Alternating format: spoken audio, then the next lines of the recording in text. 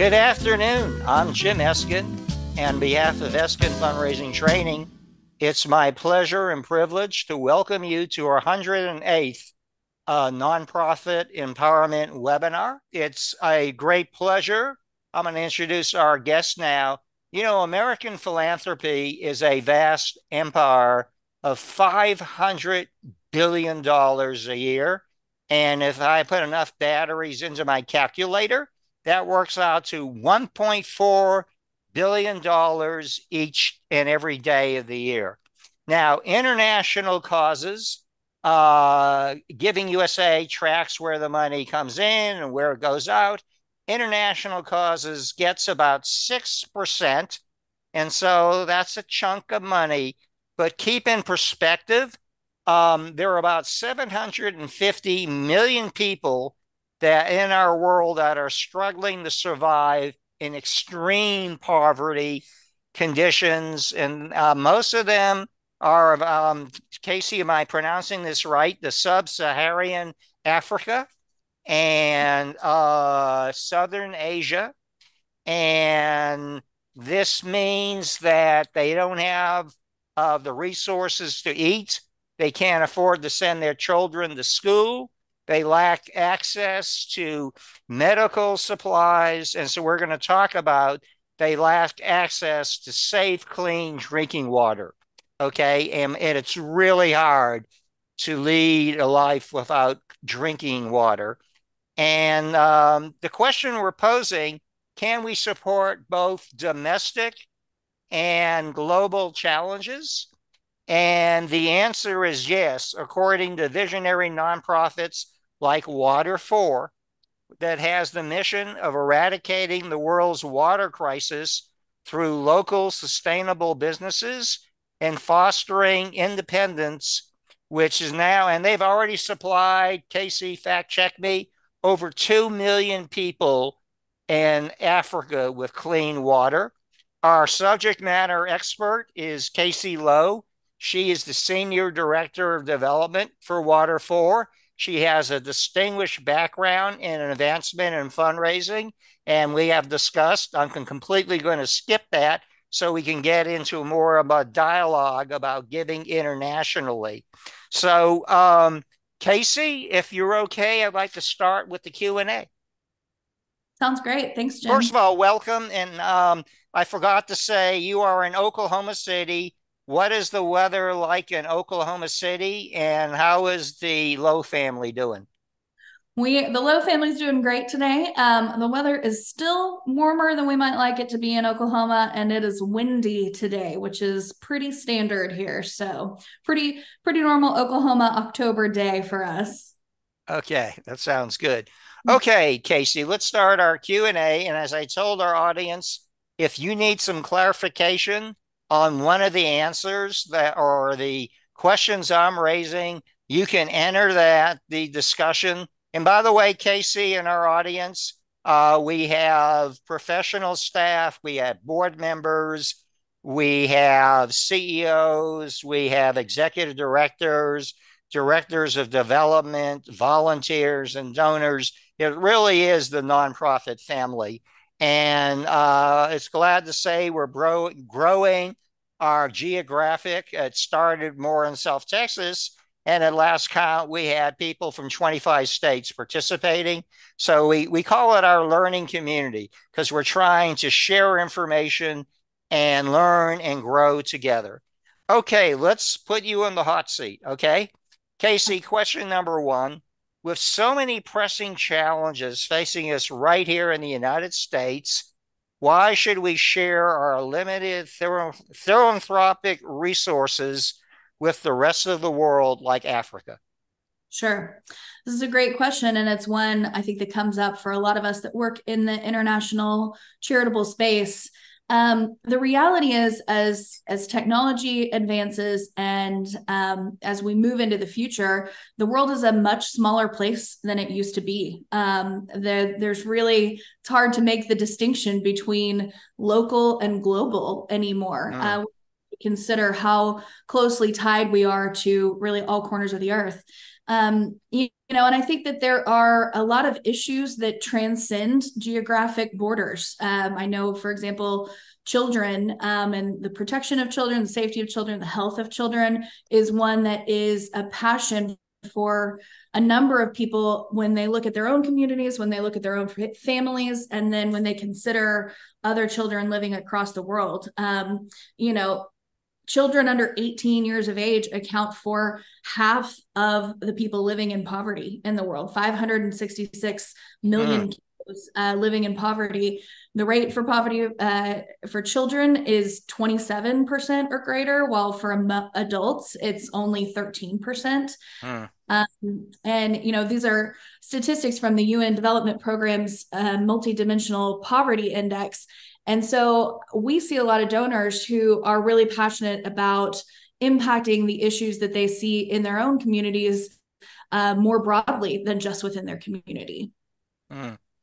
Thank you. As we mentioned before, about 6% of America's private giving of $500 billion is given to international causes. First of all, what do we know about the donors, be them individual philanthropists, foundations, or corporations that give to international causes? Sure. So when we think of individual philanthropists, I think there are a lot of people who have a connection to different parts of the world, whether through having been born there, traveled there, they have family there. You see private foundations like the Bill and Melinda Gates Foundation that we were talking Mm-hmm. about earlier, the Hilton Foundation, that are committed to using their resources and their endowments for a global impact. Those companies and those people have had a global impact through their businesses, and I see that same tie to global impact in their philanthropic investment as well. And at Water4, we have a really specific interest in the growing trend of impact investing. It's an emerging market Hey, in take a international. second and define impact investing. Sure. Sure. So, impact investing is where philanthropists and foundations can invest their capital both for a financial return and for social impact. It provides often more sustainable long-term solutions to these global problems versus maybe a one-time gift or traditional aid as we're used to seeing that. Okay, hey, let's drill down a little. What do we know about individual philanthropists, foundations, and corporations that donate to Water4? What are some of the characteristics they share? Sure, absolutely. At Water4, we have a really broad range of donors. I think the trend that we're seeing right now is our donors are most interested in the fact that their investment into Water4 does not stop at their investment with Water4. And I'll explain what I mean by that. So we build safe water businesses in Africa. So what that means is we're employing 700 plus people across the continent of Africa. People are using their safe water resources to build their own businesses and create their own incomes and be able to send their children to school, to better their communities, to provide more resources and opportunities within their own lives and their communities. So we see a trend with our donors that they like to see that lasting impact. They like to see that their dollar becomes more once they make that investment Mm-hmm. into Water4. We have a broad range of people who give to us, and foundations, corporations, churches, groups that give to us based on their targets, their goals for their giving in, globally and locally. And then we have a number of people who give to us because of their faith, because of their personal commitments, their personal values. So we really see a pretty broad range, but that underlying theme is the long-term lasting impact and growth that they can see from their dollars. Thank you. We know approximately about $15 billion in foreign aid goes from the US government to Africa. Can you take a moment and help us understand what's the potential and what's the limitations of that $15 billion in improving life in Africa? Absolutely. I think we've seen a lot of really great things happen through aid. And, of the $180 billion that is given through aid, I think one of the challenges is a lot of that is very politically motivated. It's countries giving to countries, it's governments giving to governments. And there's a really great documentary that I recommend called Poverty Inc. that drills in on some of the negative ramifications, despite positive intentions, of aid and how it can be. Pardon me for a second. Where do you think our audience can find Poverty Inc.? Is it on Poverty, YouTube? Go ahead. sorry, I think it's on Netflix. Okay. Okay. If you type that into Google, I think it's from 2014 was when it was produced, Okay. and it show where they can watch that. And you think it's still pretty timely? Yeah, I really do. I've watched it just in the last couple of years, and it's Well, a we great, had Sharon Kurtz is telling us it's worth the effort to watch. I see there. absolutely, absolutely. So unfortunately, aid often doesn't ask the questions of the communities that it's trying to help. So it can be disruptive. It can cause job losses for people who were providing something to their community, but suddenly that's being dropped in from another governmental resource or something along those lines. So that's why at Water4, we are really focused on the greater opportunity of building businesses in these countries so that aid is no longer needed, and people are able to create their own destiny, create their own flourishing, just like we do here through our jobs, our lives, our businesses in the US. So we use charitable capital as startup capital to build up local revenue. The other interesting thing I would say is in the scheme of global giving, international giving, $180 billion is given in government aid internationally. The highest amount of money that leaves our country into international sources is through remittances. So I'm sorry, what's that mean? So remittances are when, somebody who maybe they lived in Ghana, they grew up in Ghana, they've moved to the US, they're now sending funds back to their family that still lives in Ghana. So that's a $590 billion a year piece of the pie. So it's a surprising thing to note in the greater scheme of how all those ratios fall, but it's people giving back to their families and sending funds back to their communities. That's an amazing amount. Absolutely, absolutely. Kacy, could you tell us a little bit about the founding and the history of Water4? Sure. So we were founded here in Oklahoma by local entrepreneurs, Dick and Terry Greenlee. Dick and Terry own a company called Pumps of Oklahoma. They do water well pumps manufacturing and systems. And Dick went on a trip to China and really got to witness his first opportunity to see the water crisis firsthand. And then coming back to the United States and reflecting on that, he saw, hey, I've got the tools and talent to be able to solve some of this problem. So, his faith leads him in that direction. And so he and his wife, Terry, founded Water4 back in 2008. We started with technology. We started as a hand pump drilling organization. We worked in a number of different countries. And have refined over the years. So 2017 was a pivotal year for us. That's when we launched our first NUMA piped water system. So NUMA means spirit. And our piped safe water systems are kind of a network of water points. We have a nexus that is the primary borehole and water access point, and then offshoots from that to household connections, connections at healthcare clinics, schools, things along those lines. So those different types of on-premise connections. So that started for us in 2017. And then here in the last year or so, we're really at another pivotal moment for our organization in that our CEO says we've kind of clicked in more on our true north as an organization, which is building businesses that carry forward our mission and are responding to market changes. They're responding to customers in their communities. They're delivering pipe safe water at an affordable cost on a $2 a day income. And we're seeing a lot of success with that. Hey, can you help our audience understand the depth of the water crisis in Africa? Sure, absolutely.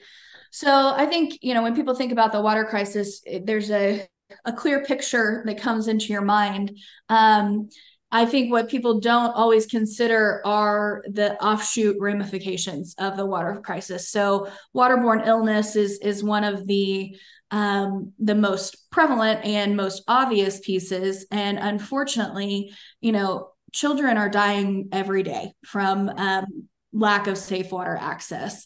I think the statistic is close to, somebody needs to fact check me, but I believe it's 1 in 5 children under the age of 5 lose their life to waterborne illness, just due to lack of access. And this is in Africa. In Africa, yes. So it can be time consuming. I know health issues here, when you consider the privilege that we have and the opportunity that we have, how much it can affect our day to day when we're just down with a cold. Facing waterborne illness has massive impact on time and resources and energy for families, in addition to obviously the scarier pieces of that. Also, there's a big piece of kind of gender inequality that comes into this, in that women and children are often really saddled with the burden of gathering safe water. So women and children are walking an average of about 3.5 miles a day round trip to go gather water in. That begs the question, why aren't the men doing that? I think, culturally, a lot of the men they're working, they're trying to provide for their families, and women and children are the ones who are left to gather safe water, which is, one of the household chores to be done. Unfortunately, it's a household chore that takes hours and tons of energy, and often presents a lot of dangers that you don't even think about. We have a story of a woman named Petronella, who is in Malawi, and she, her family gathered dirty water from a lake that was used for open defecation. It was contaminated in a number of different ways, and also had crocodiles in it. There was an imminent threat of danger to them. It's a deeper problem than I think people often realize when they consider, it is not just lack of access to drinking water. There is lack of access to hygiene opportunities, to sanitation in a community, which leads to a lot of really big challenges that we have really no concept of here. Kacy, why did Water4 choose to focus on Africa and not other parts of the world? Sure. So, the population of Africa is about 1.5 billion people, roughly. And it's honestly where the opportunity lies. It's the place where there is one of the greatest needs for access to safe water. And it's the fastest growing continent in the world. Can you repeat that? Africa's the fastest growing continent in the world. That surprises me. Right. I would think of China or India. That really surprises me. Yeah, absolutely. So there's a lot of need for businesses. There's a lot of need for access to safe water because of that population growth. Additionally, 10 of the poorest countries in the world are in Africa. And again, because of rapid population growth, the problem of poverty is not getting any better. I believe in Uganda, for example, Uganda is a large country. And recently there was a statistic that I think up to 80% of people living in Uganda lacked access to safely managed water. So there's a really strong need there. And there's also a ton of opportunity for, private businesses to grow and flourish and, provide jobs, provide opportunity, and provide the next best thing for people who lack that access. We're seeing some really incredible things with lives changed just by installing a safe water point on premise and in front of their home. Mm-hmm. Kacy, could you take a moment and talk about the religious connections to the work of Water4? Sure, absolutely. Water4 is a faith-based organization. Our faith is infused in everything we do, a Christian organization. So we do discipleship in all of the areas where we work, and we approach it in a very inclusive and organic way. So we view the delivery of safe water as kind of earning us the right to share our faith with other people. So, safe water is provided first, and then we use an orality-based method that relies on human connection and storytelling in small discovery Bible study groups. Our program is called Multiply. And people in the community are identified who are passionate and want to lead discovery Bible study groups and expand the reach from a faith standpoint. And we make the information as available and accessible and shareable as possible through this orality-based method. We've seen really phenomenal growth in the last couple of years, and it's by no doing of our own. It was certainly divine intervention. In 2022, we had reached more than 235,000 people through our Multiply program, and we've reached almost an additional 50,000 so far this year in 2023. So we've seen it truly take off. We're seeing a exponential growth that is no longer, out of our control at this point, which is phenomenal. Hey, let's talk a little bit about Water4 donors. Sure. Is your estimation that they give only to international causes, or they give to both international causes and domestic and community causes? I see, for the most part, our donors tend to give to both. We have a lot of donors who are passionate about things in their community and international and global issues. So whether they're a donor who gives because of their faith or not, I see that most of them are pretty mixed in the way that they give. Our goal is always to ask the donor the question and understand, present ourselves in our best possible light and, identify the people who are most passionate about what we're doing. So we always want the donor to choose. But we see a lot of people with a really broad range of different organizations and causes that they're passionate about. As a fundraiser, Kacy, a huge part of our work is called cultivation, and that's forging a personal and emotional bond between the donor prospect and the mission of our nonprofit. In the United States, nonprofits accomplish this typically by site visits and seeing the impact of programs and facilities close up in action. With Water4 conducting its work in Africa, how does the organization cultivate and let donors see the impact of all of its good work? Sure. So, we're often approached, people often, because we're a faith-based international or charity that works internationally, we find a lot of people who want to go on mission trips, and we actually don't do that at Water4 because we're empowering the people that live in these areas to be the solution to the problem. So we don't do mission trips. We do take donors to visit the field some, but our most innovative way that we connect donors to the field is actually through WhatsApp. We use WhatsApp to communicate with all of our employees and businesses in the field, and they send us photos and stories every single day. So we're able to take real-time images and firsthand accounts of, a really great new water system that was installed in a community in Uganda, or a Discovery Bible Study group that was conducted in Zambia, or a new household connection that was installed at a business in Ghana. And so now this business is able to grow and build new resources. We get those every single day, and we take those and share them immediately with our donors. So it creates a really timely connection for us that is really hard to achieve in an international setting. So we've been really grateful for that, and grateful to our team in the field that's sending those back to us all the time.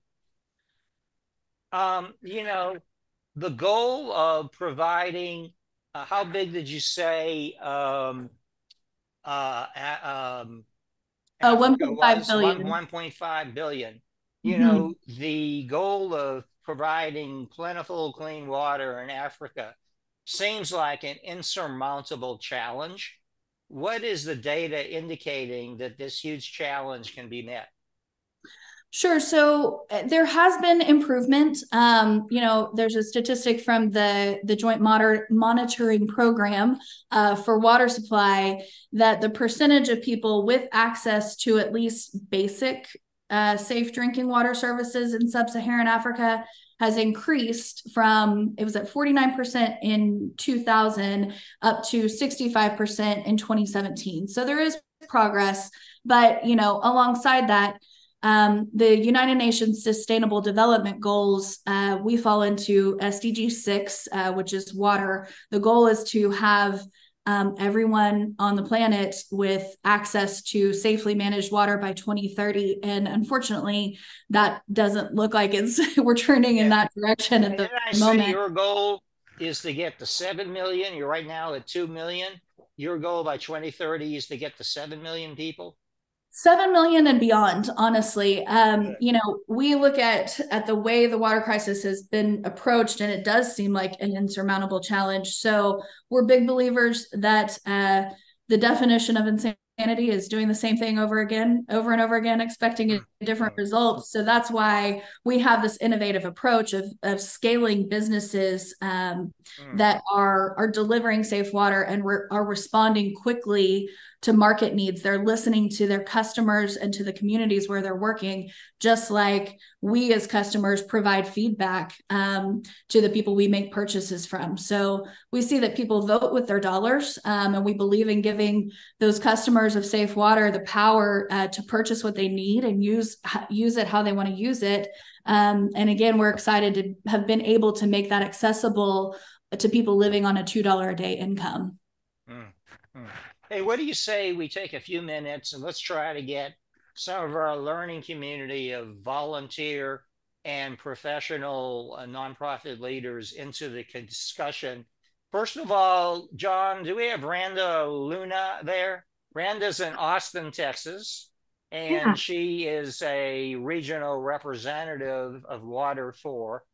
Randa, what are you hearing from people in the South Texas region about this challenge and about the work of Water4? So I think that it really resonates with a lot of people in this area. The proverb about, you give a man a fish, he eats for a day, you teach him how, he eats for life.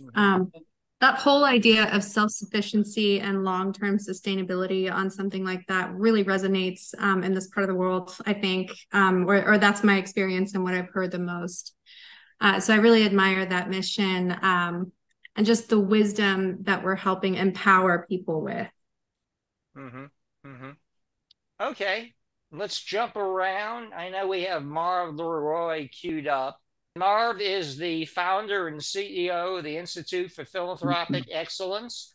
I think he has participated in as many of these webinars as anybody else, including my family members. And he's helped lead about 10 different topics. So, Marv, I don't think there's any part of philanthropy you haven't had your hands in.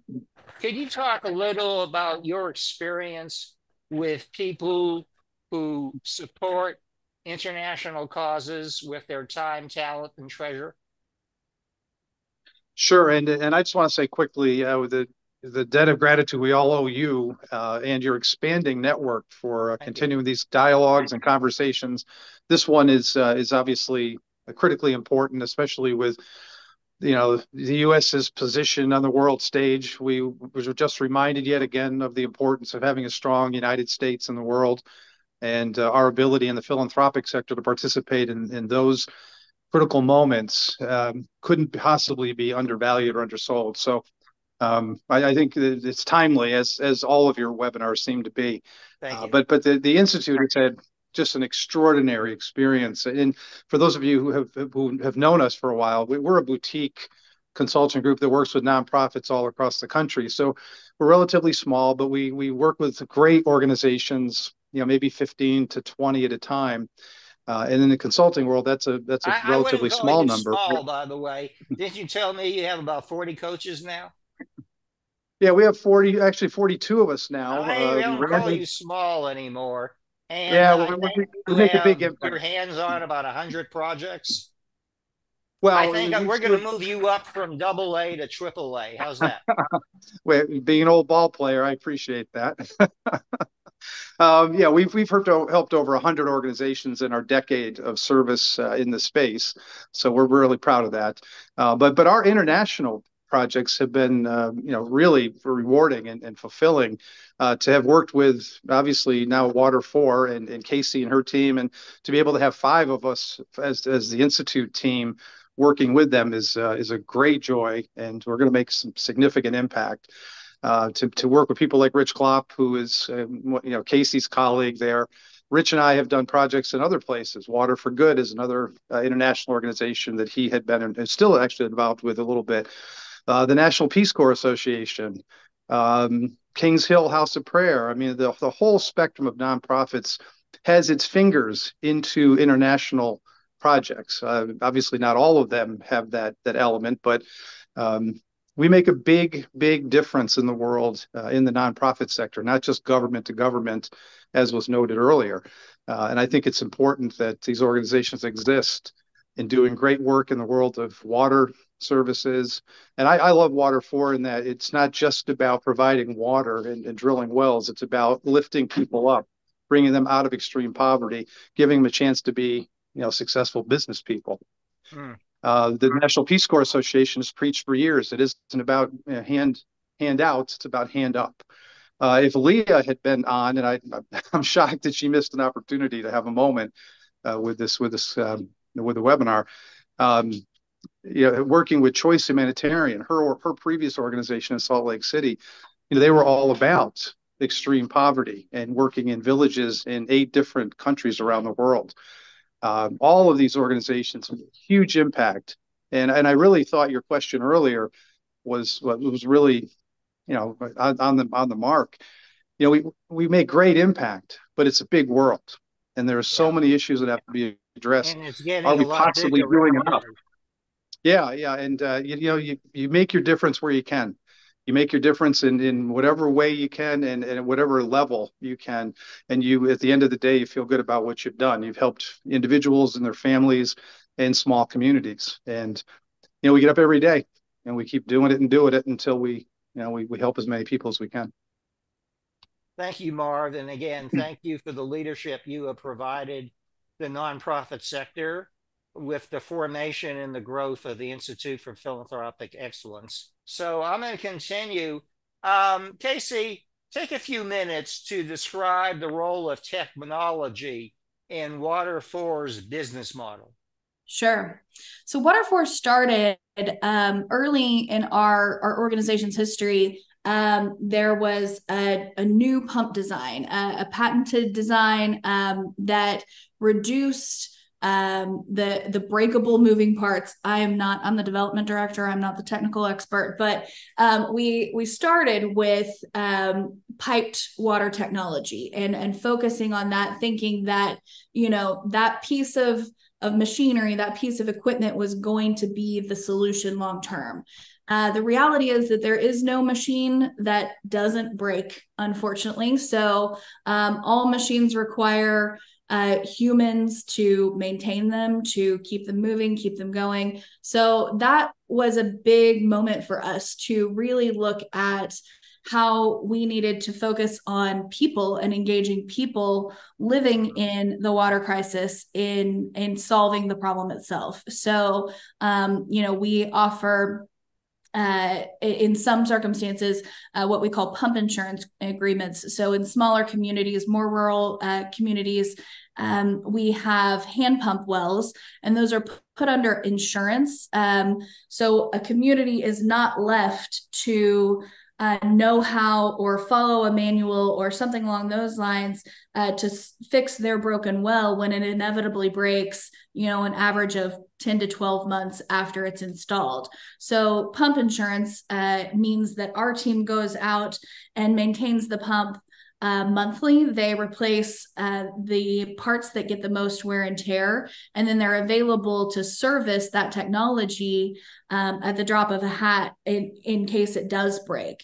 So we do that to maintain the technology, and then the technology behind our NUMA piped water systems. We have continued to expand that. There's the initial purification of the water through chlorination systems, sedimentation systems, and now we use solar panels to keep those running. We offer in a number of areas on our kiosks that surround our NUMA Nexus water points. We'll offer cell phone charging at those places. We offer kind of these secondary opportunities where we're providing safe water that do utilize technology and make that as accessible as possible to the people in the community. Kacy, every conversation I've had with you, the word sustainability and sustainable always comes up. And today is no exception. Can you share a couple of examples of Water4's sustainability achievements? Sure. What's interesting to me is when we talk about sustainability at Water4, we use the word differently than I think a lot of people do. So I think the word sustainability is often related to climate related concerns. And of course, we have climate related concerns ourselves. But, when we're talking about sustainability at Water4, we're talking about the continued provision of safe water for all time. So we're talking about sustained access to safe water no matter what. So, we view the businesses that we are scaling in Africa as the sustainable piece of our model. So as they continue to grow, as they build their own profit, their own resources, our goal is to have them not need charitable aid and charitable support, and to be able to sustain themselves long term. So, we use the word a little bit differently. We kind of mean something different by that, but it holds true in any circumstance. Our goal is that safe water never stops flowing, and that it becomes closer to every household and in every household, and increasingly just like we have it here in the United States. So we want that for everybody that we're reaching in a sustained way in Africa. Kacy, what is Water4's overarching goal for the balance of this decade, the 2020s? And roughly how much money will it take to get there? Sure. I'll joke. I was talking with our CEO, and we joke about total world domination. No, we mean when we say that, we want to prove the model of private water utilities in Africa.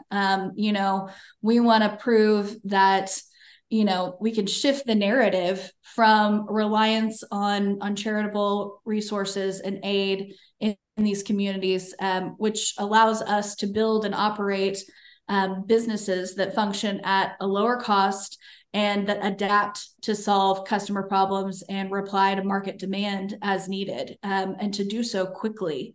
As far as funding is concerned, we have an ambitious, target to reach about $120 million to complete the work throughout the remainder of the work we want to achieve throughout the remainder of the decade. So that's our target by 2030.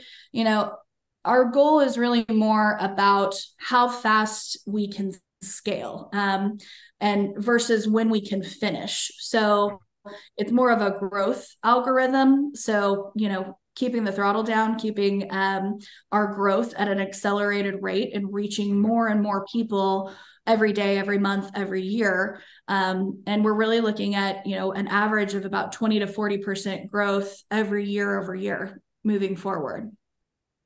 You mentioned world domination.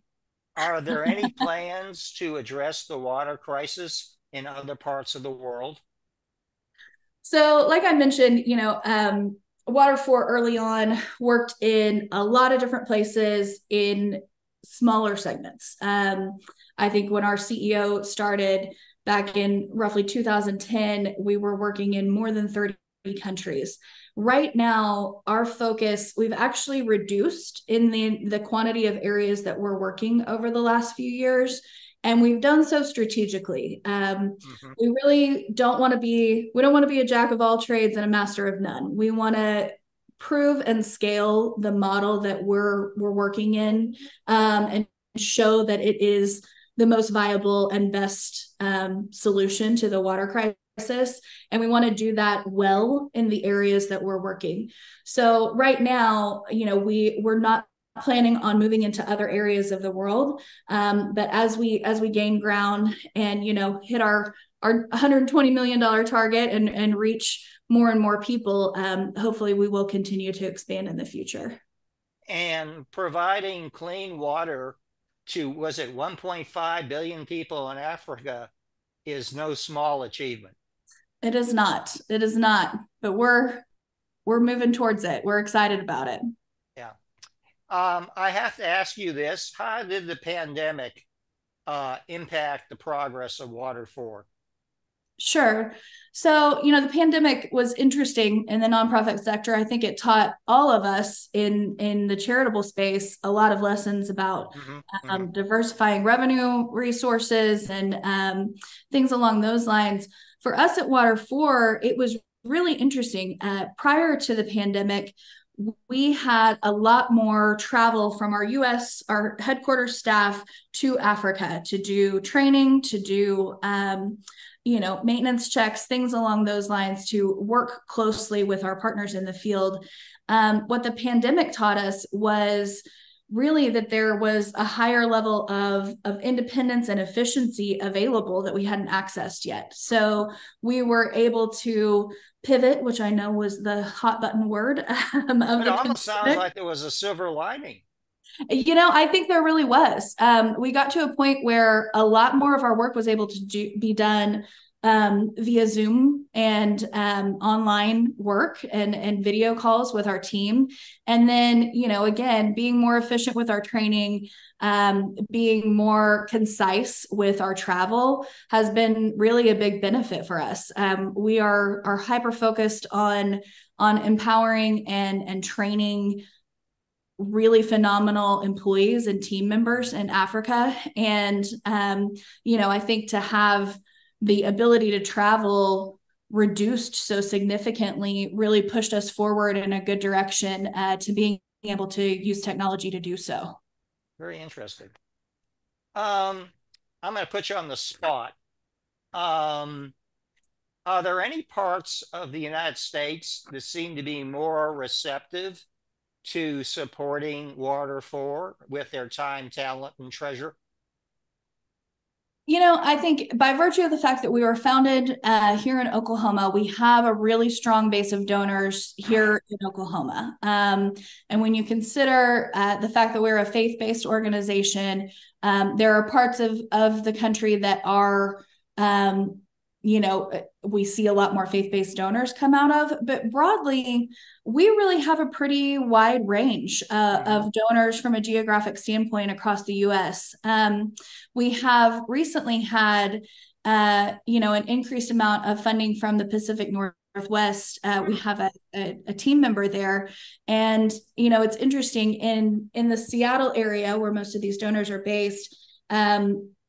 From an industry standpoint, there's a heavy focus on technology and innovation, and we see a lot of alignment in that space with what we're doing and how we're approaching the water crisis, how we're approaching new investment opportunities, impact investing, and philanthropic opportunities. So it's been interesting. It seems to be less geographic based and more based on just the interests of the donors in a particular area. Okay, another tough question for you, because you can take the tough questions. How does Water4 identify prudent, strong business leaders to work with in Africa? Sure. So it's interesting. I was talking to my CEO about this specifically, and now we're building businesses. So it's less about identifying partners in Africa, and it's more about building businesses and finding really great staff members and team members who want to be part of the business. We have had some really phenomenal partnerships that have turned into us acquiring, companies in Africa that now are wholly owned by Water4 and operate as our businesses.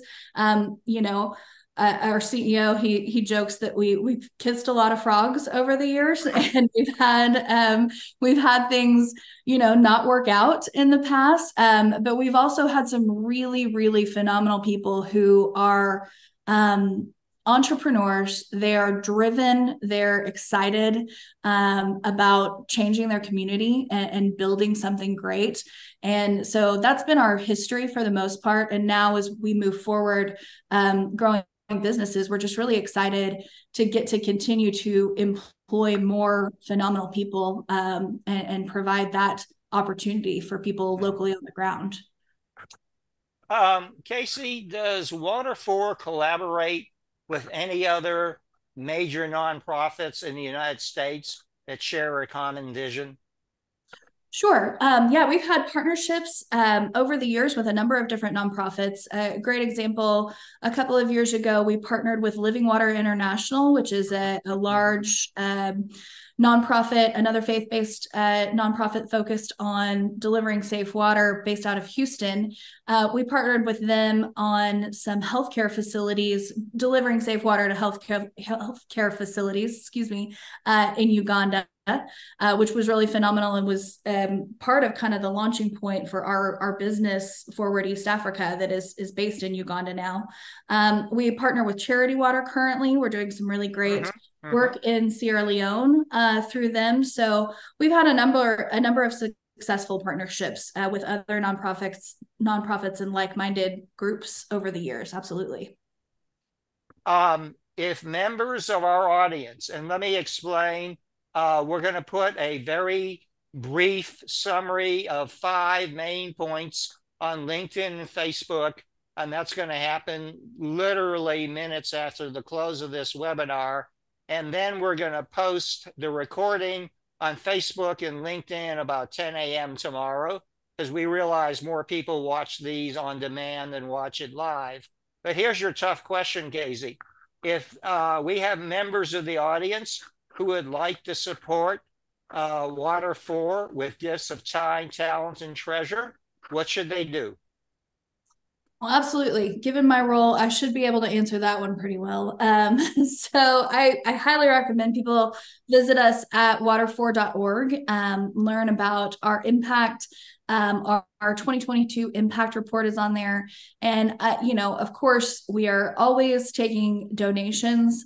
We use those, as I said, to grow businesses and grow economic opportunity. If I saw your website right, too, like a lot of nonprofits, you really embrace monthly giving, which makes sense for the donor and makes sense for the nonprofit.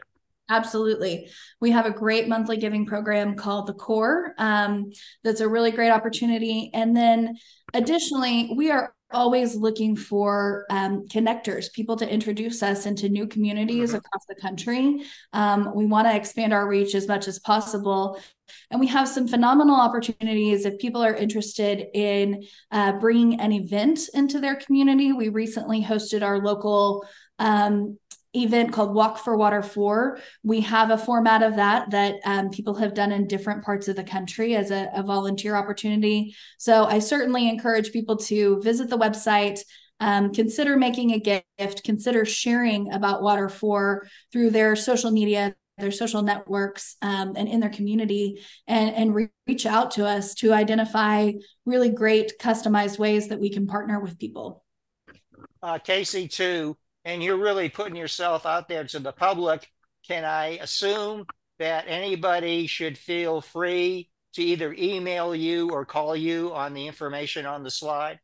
Absolutely. I would be delighted for them to do so. So they can email me right there, Kacy@water4.org. And yeah, give me a call anytime. We would love to hear from them. Well, Kacy, thank you for what you and Water4 are doing to bring hope to the world and to help the most at-risk populations of the world. As we expected, the hour just flew by. Again, we're going to post a very brief summary of the main points on LinkedIn and Facebook, and hopefully that will influence more people to watch the recording, which we'll be posting around 10 a.m.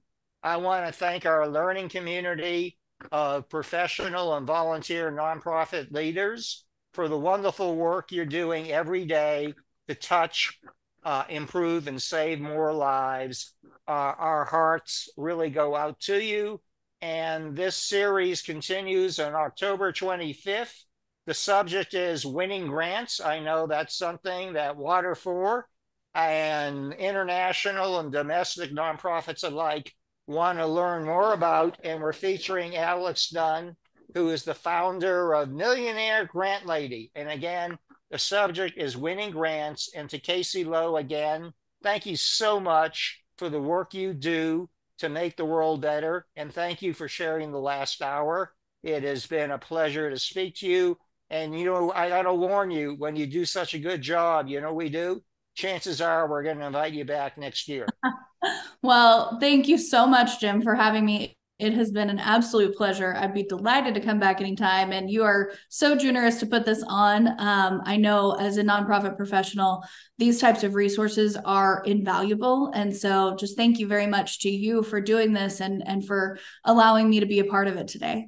Well, we've really enjoyed it. I think it was an informative and enjoyable hour. And so again, thank you, Kacy Lowe, Senior Development Director of Water4. And thank you to our learning community of professional and volunteer nonprofit leaders. We'll see you in 2 weeks. And so we'll say good night and be well.